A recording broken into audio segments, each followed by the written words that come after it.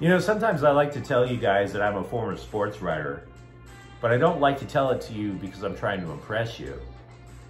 I tell it to you as a confession. Sometimes it makes me ashamed to say I was a sports writer. And the Dodgers are a prime reason why. Remember when they were saying, oh my God, they're in so much trouble. They're 1-2. Yeah, they haven't lost since. We're going to talk about that because the national press is still trying to claim that the Dodgers are in trouble. I'm James. This is your daily dose of sports and snark for the greatest sports city in the world, Los Angeles. This is Faithful Angelenos. It is a glorious Monday morning. It is April 18th. Over the weekend, we have added 10 new subscribers to the channel. Thank you so very much. I'm very appreciative of that. If you like the content we've been putting out, by all means, clickety-clack the like button. Clickety-clack the subscribe button. There's a notifications bell.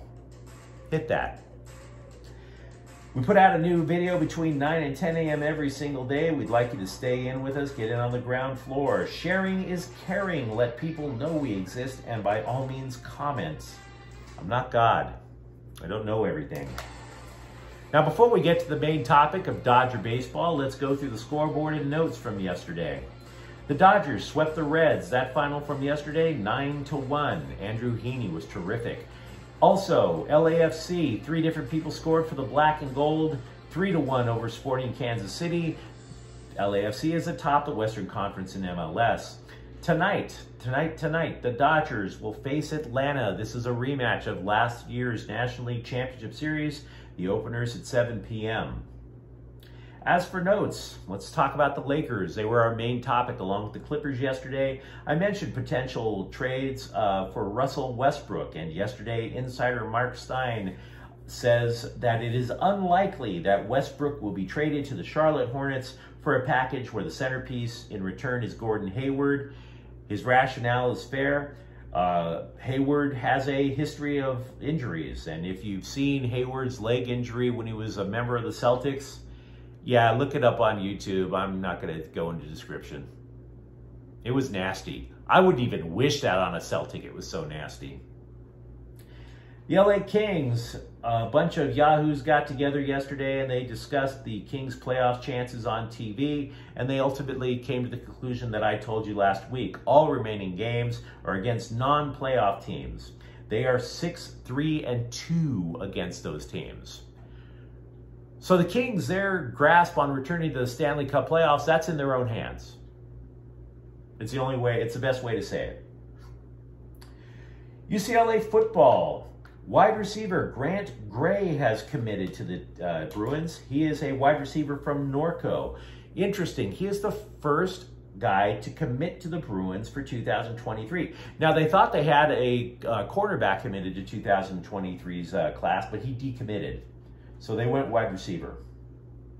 Also, terrible news for USC women's basketball. A recruit named Aaliyah Gales. She is the number 8 overall recruit in the country. She was shot at a house party in Las Vegas Saturday. Now, she's expected to survive, but we don't know about her playing future. And granted, I will acknowledge that life is a little bit more important than whether or not you can shoot a basketball. So keep her in your thoughts and prayers. Now, I want to talk Dodger baseball because last weekend at this time, people were talking about, oh my God, the Dodgers have faults. They're not invincible. They have major problems. An ESPN columnist is writing, it's okay to overreact about the Dodgers. Don't feel guilty about overreacting about the Dodgers. Well, I didn't, and I don't feel guilty. You should. You columnists should feel guilty. And I'm going to tell you why.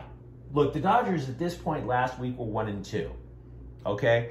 Now I'm going to admit some of the things in Colorado that went bad and some of the things that I mentioned about the Dodgers that I was a little hinky about. But I wasn't trying to get you emotional. I wasn't trying to get you to go, oh my God, we're so screwed. Because I really believe that one of the problems with the national press has been a commitment to making you feel emotional instead of thinking. I believe ESPN played a major role in that. You know, you look at all those afternoon shows where it was like Pardon the Interruption and First Take and all this other stuff. they bring in all these national columnists, and all they do is they scream at each other because they're getting so emotional. And I'm not here to do that. We're here to talk like grown-ups and rationalize things sometimes. So after the Dodgers, they lose a weekend series in Colorado. The first thing I would say in response is the Rockies, while they stunk up the joint last year, they actually were good at home. They were pretty good. 48-33 last year. Coors Field was a tough place to play. So the Dodgers not sweeping the Rockies is not the end of the world. Now, what happened up in Colorado? Well, Julio Urias was poor up there. He only got 6 outs. And so Bill Plaschke is like, oh my God, whatever will the Dodgers do if they can't get good starts from Julio Urias? And then, of course, Julio Urias, the Dodgers say, yeah, well, we'll just build up his arm strength. They give him an extra bullpen session. Julio Urias pitches over the weekend, 5 shutout innings, 5 strikeouts. Overreactions. Overreactions.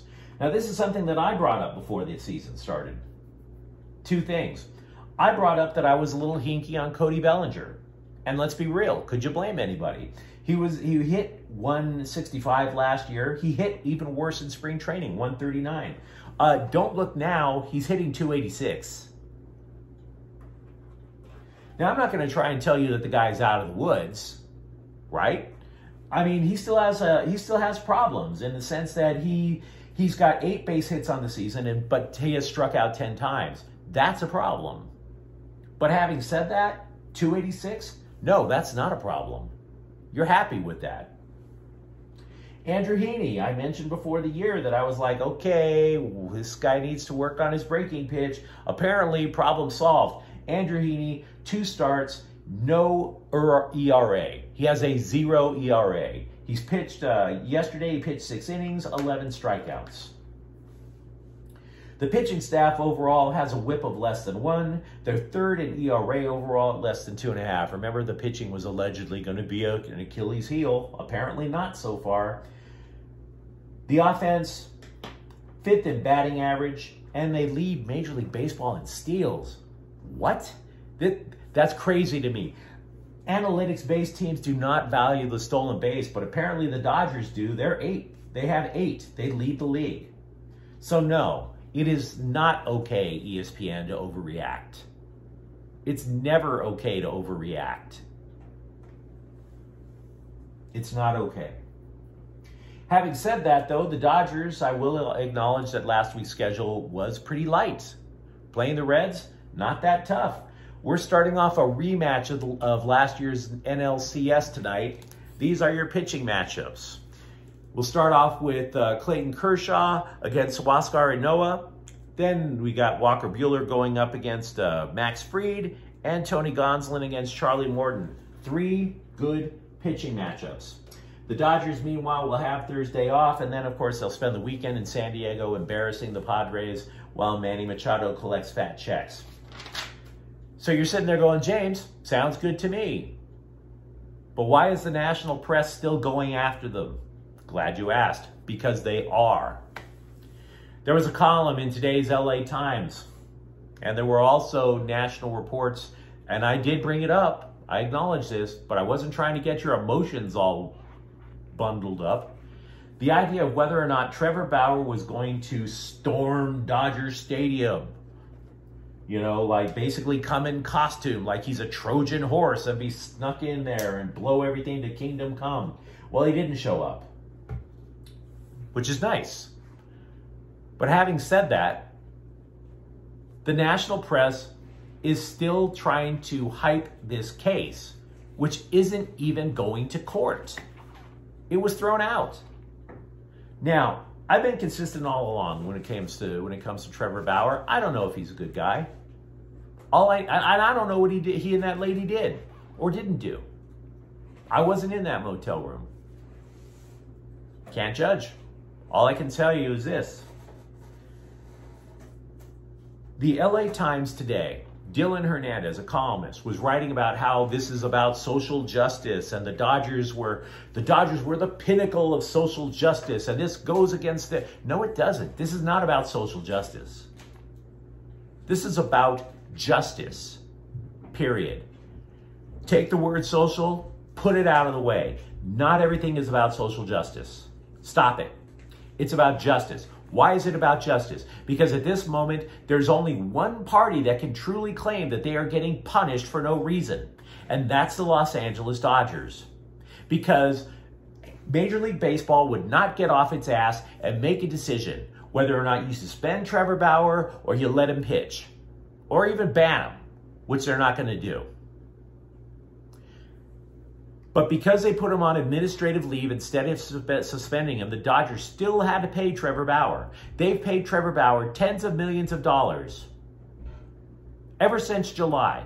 They've been paying him for 10 months almost for nothing. In addition to that, that money counts against baseball's salary cap. They couldn't go over it. If they did, they would have gotten socked with a massive penalty. As a result, they could not keep their closer, Kenley Jansen, who now pitches for Atlanta. Is that justice? Is it justice to wind up being punished when you literally had nothing to do with what went on in that Motel 6 or Super 8 or wherever the hell it was? Is that justice? Because it's not. Justice, and I'm not a lawyer, so this is an imprecise definition. Social justice, I can't define for you. But justice overall is based on our ability to treat each other fairly. Are the Dodgers being treated fairly by a Major League Commissioner who is clearly afraid of getting sued by Trevor Bauer? The answer is no. He keeps kicking the can down the road because this should have been decided months ago. And because Trevor Bauer, regardless of what you think of the man, he truly believes in his own, he believes he didn't do it. And he wants to pitch. So because of that, we now have all of this pointless drama. It is the only pointless drama that the Dodgers have to face in an otherwise strong start to the season because Major League Baseball won't get off its ass. Major League Baseball weakened the Dodgers bullpen. They increased the drama in the Dodgers clubhouse. I don't want to hear about social justice in this case. There are legitimate reasons to talk social justice, LA Times, Dylan Hernandez. This is not one of them. Because the only people that can truly claim they are getting punished are the LA Dodgers. Now, if you enjoyed today's broadcast, thank you. That was a rant I really wanted to get out of my system. Because the Dodgers are not in jeopardy, but they are not being served justice either. If you liked this episode, by all means, like and subscribe. Tell your friends about it. We're still trying to build up a following here. Thank you very much for watching. I'm James. Faithful Angelenos is a Kia and Corte El Queso production. Have a great day. Bye-bye.